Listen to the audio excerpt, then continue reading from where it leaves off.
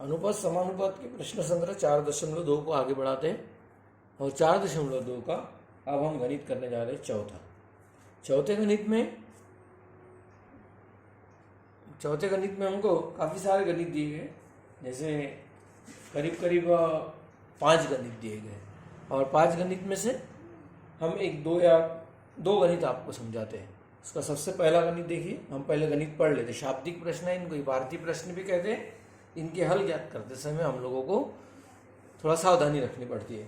समांतर चतुर्भुज ABCD के कोण A तथा कोण B के मापों का अनुपात 5:4 हो तो कोण B का माप ज्ञात कीजिए। फिर से समांतर चतुर्भुज जो दिया गया है, हल लिखते समय पहला जो वाक्य दिया गया है वो जैसे कि वैसे लिखते हैं। समांतर चतुर्भुज ABCD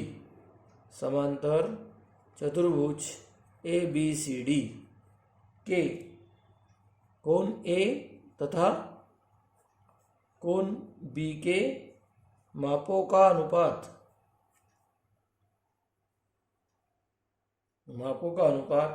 5:4 है।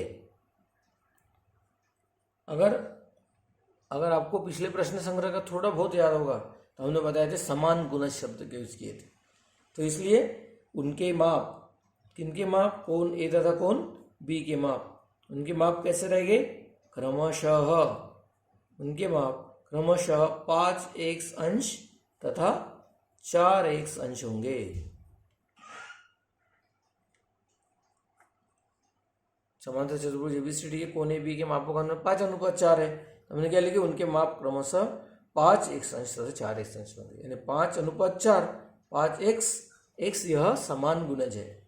ये पिछले प्रश्न संग्रह को पढ़ाते समय आपको बताए थे।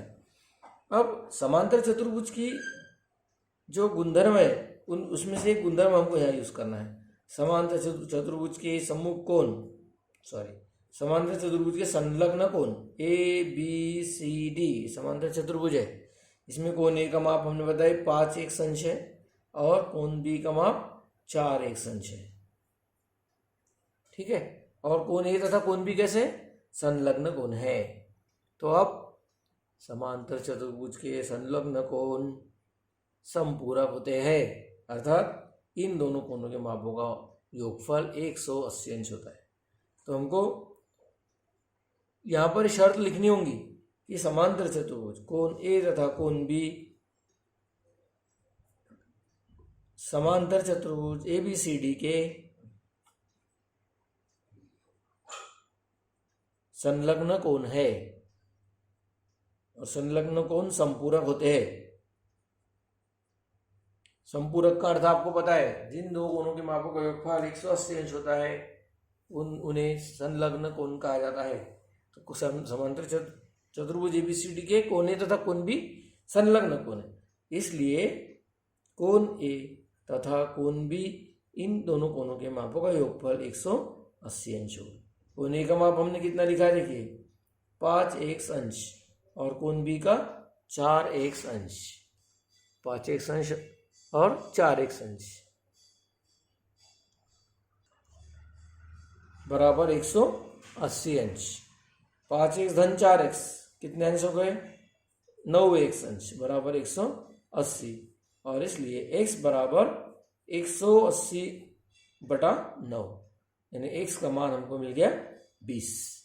अगर हमको x का मान 20 मिल गया है तो हम कोणों के माप आसानी से ज्ञात कर सकते हैं, क्योंकि कोणों के माप हमको पता है कि कोण A का माप 5x अंश है, यानी x का 5 गुना है, और कोण B का माप 4x अंश है, मतलब x का 4 गुना है। हमको ज्ञात करना है कोण, तो कोण B का माप ज्ञात कीजिए। कोण B का माप ज्ञात करना है तो कोण B का माप कितना आ जाएगा, फिर माप कोण B बराबर 4x अंश, 4x अंश यानी x का 4 गुना, 4 गुना 20, 4 गुना 20 यानी कितने अंश, 80 अंश।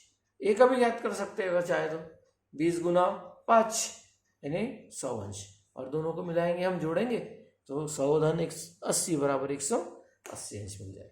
तो प्रश्न समांतर चतुर्भुज ABCD के कोण A तथा कोण B के मापों का अनुपात 5:4 हो तो कोण B का माप ज्ञात कीजिए।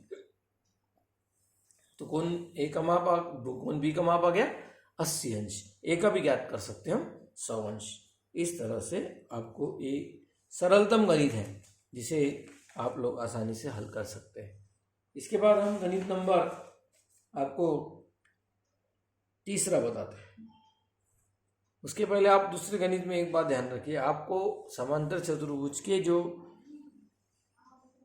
गुणधर्म है, प्रॉपर्टीज जिसको बोलते हैं हम, उसको ध्यान रखना आवश्यक कि कोण भी कैसे है, संलग्न कोण है, संलग्न कोण संपूरक होते हैं, ये आप लोगों को पता। चाहे तो हम यहाँ पर ये ऐड कर सकते हैं कि समांतर चतुर्भुज के संलग्न कोण संपूरक होते हैं, एकदम शॉर्ट में ऐड कर रहे हैं। समांतर चतुर्भुज के संलग्न कोण संपूरक होते हैं। संपूरक होते हैं मतलब उन कोणों के मापों का योगफल 180 अंश होता है। संलग्न कोण संपूरक होते हैं। संपूरक होते हैं मतलब उन कोणों के मापों का योगफल 180 अंश होता है। ये कंडीशन हमको मालूम होना जरूरी है। अगर आपको ये नहीं पता है कंडीशन, तो आप ये गणित नहीं कर सकते। शर्त अगर पता नहीं है, ये गुणधर्म अगर आपको याद नहीं है, तो आप ये गणित नहीं कर पाएंगे। इसके बाद तीसरा गणित देखिए क्या है। किसी आयत की लंबाई और चौड़ाई का अनुपात 3:1 है। अब आयत आ गया, आयत की लंबाई चौड़ाई के बारे में आपको पता रहना चाहिए। इसके बाद यदि आयत की परिमिति 36 सेंटीमीटर हो, तो लंबाई चौड़ाई तथा परिमिति में क्या संबंध है वो मालूम होना आवश्यक है। तो सबसे पहले हम जो दिया गया है उसको लिखते हैं कि आयत की लंबाई तथा चौड़ाई का अनुपात, आयत की लंबाई और चौड़ाई का अनुपात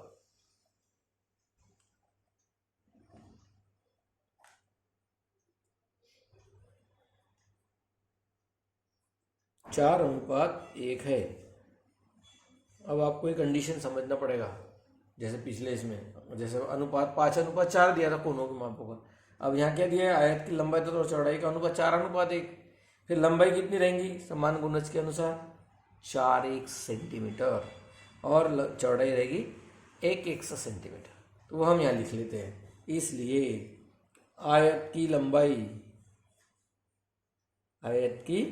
लंबाई बराबर कितनी रहेगी, 4x सेंटीमीटर, और आयत की चौड़ाई बराबर 1x सेंटीमीटर। x क्या है, सोचो, x है समान गुणज, और इसी x का हम मान ज्ञात करते हैं दी गई शर्त के आधार पर। अब क्या दिया गया, देखो आयत की परिमिति 36 सेंटीमीटर, और लंबाई चौड़ाई परिमिति में क्या संबंध है, आयत बनाकर देख सकते हैं आप। परिमिति यानी क्या, परिमिति यानी किसी भी चतुर्भुज की परिमिति यानी उसकी चारों भुजाओं की लंबाइयों का योगफल। ये आयत दिया गया है, यहाँ लंबाई 4x दी है, सम्मुख भुजा सर्वांग सम होती है, ये भी 4x रहेगा। चौड़ाई 1x लिया हमने, तो दूसरी चौड़ाई ने सम्मुख भुजा भी 1x रहेगी। और आयत की परिमिति का सूत्र आप लोगों को मालूम रहना चाहिए। आयत की परिमिति बराबर 2 लंबाई धन चौड़ाई। आयत की परिमिति बराबर 2 लंबाई धन चौड़ाई। 2 यानी 2 गुना लंबाई धन चौड़ाई। चारों को जोड़ दो आपको मिल जाएगा चारों भुजाओं की लंबाइयों का योगफल। लंबाई धन लंबाई 2 लंबाई, चौड़ाई धन चौड़ाई 2 चौड़ाई, इसलिए 2 लंबाई धन चौड़ाई। 2 यहाँ हमने कॉमन लिया, बाहर लिया। आयत की परिमिति बराबर 2 लंबाई धन चौड़ाई। अब लंबाई चौड़ाई कितनी है और परिमिति कितनी है, परिमिति दी है 36 सेंटीमीटर, तो 36 बराबर 2 गुना कितने दिए, देखो लंबाई दी है 4x और चौड़ाई दी है 1x, 4x धन 1x बराबर 36 बराबर 2 गुना 5x आ गया। 36 बराबर 2 गुना 5x, 2 गुना 5x, 5x में 2 से गुना करेंगे। 5x में अगर हम 2 से गुना करते हैं तो हमें मिलेगा 36 बराबर 10x, और इसलिए x बराबर 36/10। 36 में अगर हम 10 से भाग देते हैं, हर में अगर 1 शून्य हो तो अंश में 1 अंक के बाद दशमलव लगाते हैं, 3.6। x को हम सेंटीमीटर नहीं लिखेंगे, वो समान गुणज है। अभी हमें क्या ज्ञात करना है, लंबाई तथा चौड़ाई ज्ञात कीजिए। तो आयत की लंबाई देख लो, लंबाई कितनी थी बोलो, हमने कितनी माना है लंबाई, आयत की लंबाई बराबर 4x, यानी x का 4 गुना, बराबर 4 गुना 3.6, गुना करो 4 बार, 36 को 4 बार गुना करो, 4 छंग 24 की 4, हासिल का है 2, 4 तिया 12 और 2, 4 छंग 24 की 4, हासिल का है 2, 4 तिया 12 और 2, 14.4 सेंटीमीटर, 14.4 सेंटीमीटर। और आयत की चौड़ाई, आयत की चौड़ाई बराबर, चौड़ाई कितनी दी है देखो, 1x, 1x का अर्थ है 1 गुना x, 1 गुना x यानी 3.6 को एक बार गुना करो, 3.6 को एक बार गुना करो। आयत की लंबाई आ गई 14.4 सेंटीमीटर, आयत की चौड़ाई आ गई 3.6 सेंटीमीटर। हम चेक करके भी देख सकते हैं इसकी परिमिति 36 है या नहीं, इन दोनों को जोड़ दो, 14.4 में 3.6 जोड़ेंगे हमको 18 मिलेंगे, तुम जोड़ सकते, 4 अच्छे 10, 4 से 7 और 1 8, 18 मिल जाएगी। 18 को दुगुना करो, 18 दूनी 36, मतलब हमारा आया हुआ उत्तर एकदम बराबर है। तो यहाँ दो बातें, पहले गणित में और इस गणित में, पहले गणित में था समांतर चतुर्भुज का गुणधर्म और अभी इस गणित में था आयत की परिमिति। आयत की परिमिति का क्या सूत्र है, आयत की परिमिति बराबर 2 लंबाई धन चौड़ाई। अब आपको इसमें का एक गणित समझाना चाहते हैं, ये 4 वाले चौथे वाले भाग में 5 गणित है, 5 गणित में से हम आपको 2 गणित समझा चुके हैं, अन्य जो गणित बच गए हैं ये गणित आप लोग स्वयं हल करो, तथा उसमें कुछ डिफिकल्टी जाती है तो हमसे संपर्क करो। इसमें एक गणित और है 7 नंबर वाला, अच्छा गणित है। तो वो गणित इस तरह से दिया है कि x धन 3 अनुपात x धन 11 बराबर x ऋण 2 अनुपात x धन 1 हो तो x का मान ज्ञात कीजिए। x धन 3 अनुपात x धन 11 बराबर x ऋण 2 अनुपात x धन 1, तो x का मान ज्ञात कीजिए। अनुपात दिया है a अनुपात b, c अनुपात d, ये दोनों अनुपात समान दिए गए, इसका अनुपात के रूप में लिखते हैं x धन 3 अनुपात x धन 11 बराबर x ऋण 2 अनुपात x धन 1। फिर अब गुना करेंगे, आपको पता है पहला गुना ये वाला करना है, ये तो x धन 3 में x धन 1 से गुना करेंगे, उसी तरह से इधर x धन 11 में x ऋण 2 से गुना करेंगे।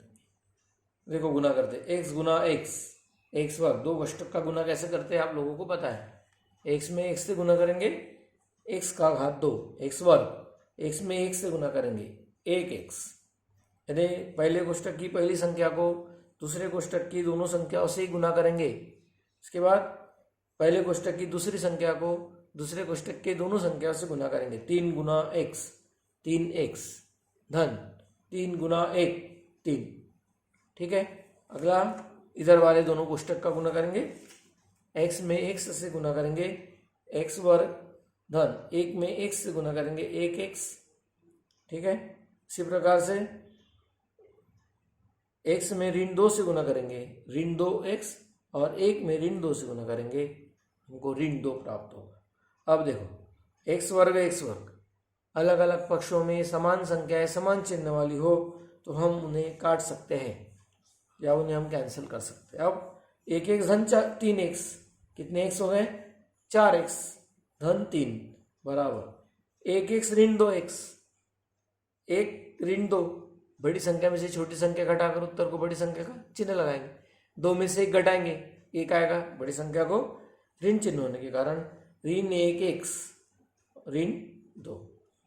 अब ऋण 1x को इधर लेकर आ जाते हैं, तो 4x ऋण 1x इधर आएगा धन 1x और ऋण 2 यहाँ पहले से ही है, कौन सी संख्याओं के चिन्ह बदल रहे देखो, धन 3 को इधर लाएंगे, इस पक्ष में लेकर आ जाते हैं, ऋण 3 हो जाएगा, 4x धन 1x कितने x हो गए 5x, ऋण 2 ऋण 3, अगर दोनों संख्याओं को ऋण चिन्ह हो तो दोनों को जोड़कर उत्तर को ऋण चिन्ह नहीं लगाते हैं, दोनों को ऋण चिन्ह नहीं लगाते, मतलब ऋण 2 ऋण 1, ऋण 2 ऋण 1 कितने आ जाएंगे ऋण 5।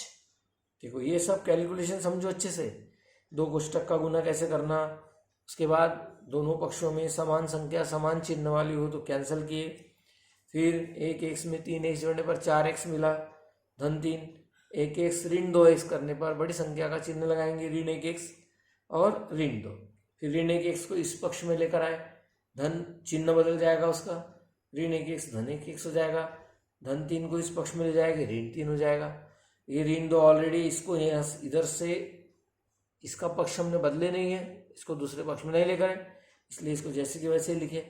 3 को इधर लाए, धन था तो ऋण किए, ऋण 1x इधर ले गए, ऋण था तो धन किए, 4x धन 1x 5x, ऋण 2 ऋण 3 ऋण 5, और इसलिए x बराबर ऋण 5 अनुपात 5। 5 में 5 से भाग दो, 5 में 5 से भाग देंगे 1 आएगा, और ऋण चिन्ह होने के कारण x का मान हमको मिलेगा x बराबर ऋण 1। प्रश्न ऐसे ही था हमारा, x धन 3 अनुपात x धन 11 बराबर x ऋण 2 अनुपात x धन 1 हो तो x का मान ज्ञात कीजिए। x का मान आ गया ऋण 1। तो इस तरह से बराबर अगर आप कैलकुलेशन करते जाए, बराबर आप गुना करते जाए दो कोष्टक का, संख्याओं के पक्षांतर बराबर कर दे, चिन्हों की तरफ ध्यान दे, तो आप लोग x का मान आसानी से ज्ञात कर सकते हैं। तो इस तरह से इस प्रश्न संग्रह के अन्य गणित आप लोग हल करो तथा हमसे डिफिकल्टी होने पर संपर्क करो, और ऐसे भी हल करके आप व्हाट्सएप पर अगर डालते हैं तो हम आपको वो गणित चेक करके उत्तर दे सकते हैं।